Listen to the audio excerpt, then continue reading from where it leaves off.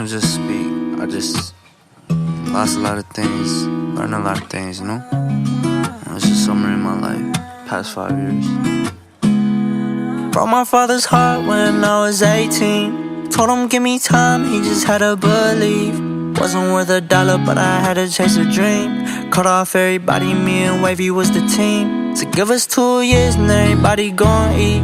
But first we had to give up everybody for some beats. After 5,000 emails and a song a week, me and Wavy turned into the same human being. Fast forward 5 years and now we 23.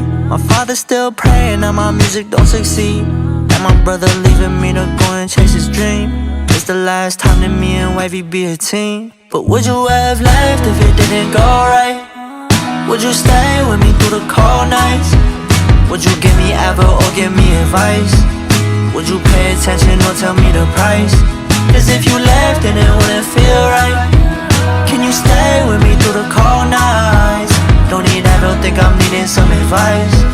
Can you pay attention cause I can't pay the price? Felt my heart break too many fucking times, so I promised that I'd never get a fucking wife. I was 21 and fucking bitches in the night.